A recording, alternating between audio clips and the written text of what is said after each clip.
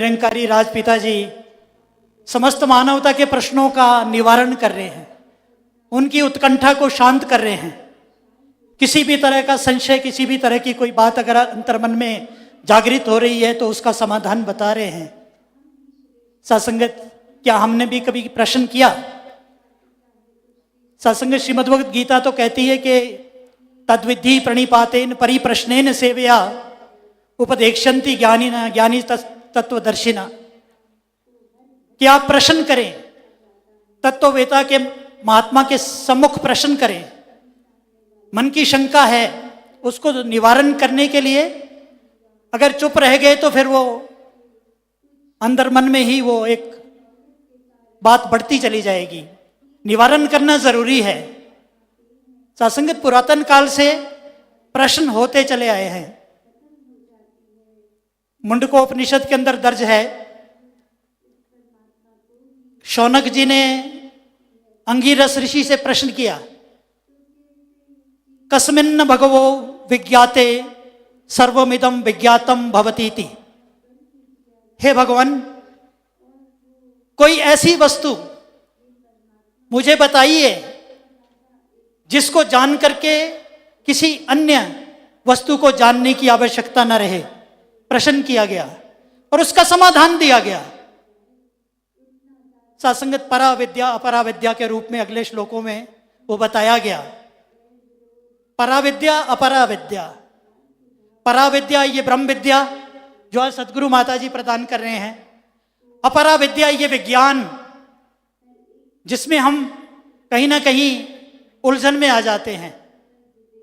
श्रीमद् गीता भी कह रही है, ज्ञानते हम सविज्ञान विदम भक्ष्याम्य शेषतः यज् ज्ञात्वा नेह भूयो अन्य ज्ञातव्यम वशिष्यते। हे अर्जुन, तुझे मैं ऐसे रहस्य के बारे में बताता हूं, ऐसा ज्ञान के बारे में तुझे बताता हूं जिसको जान करके जानने योग्य कोई शेष नहीं रह जाता है। सब कुछ समझ आने लग जाता है। सत्संगत, ये धर्म ग्रंथ हमें पुकार करके बता रहे हैं। और अवतार वाणी, इधर संपूर्ण अवतार वाणी में आओ रब दे दर्शन कर लो, संदेशा है इंसाना नो, सीधा निमंत्रण दिया है, आ जाइए। अगर कहीं ना कहीं आपका विषय है इस प्रभु को प्राप्त करना, इस मनुष्य जन्म के मूल लक्ष्य को सिद्ध करना, तो आ जाइए, प्रश्न करिए इन महात्माओं से। ये ब्रह्मवेता महात्मा और सत्संगत, सभी के साथ ऐसा कुछ घटित हुआ। हमारे साथ भी ऐसा ही घटित हुआ। हमें कोई ये दयालु कृपालु संत महात्मा सत्संग में लेकर के गए। मन में प्रश्न उठा, क्या हमने तो सुना ही नहीं कि भगवान को देखा जा सकता है, जाना जा सकता है, ये क्या कह रहे हैं? अरे, महात्माओं ने कहा, देख लीजिए, अपनी आंखों से देख लीजिए, कोई बात नहीं। अगर अच्छा नहीं लगेगा छोड़ देना, कोई जोर जबरदस्ती भी नहीं है। सत्संगत, जब सदगुरु का इशारा मिला तो समझ आया कि सत्संगत, ये जो जीवन आज तक का है ये तो मैंने बर्बाद कर दिया, ये तो खत्म हो गया, मैंने क्या किया अभी तक।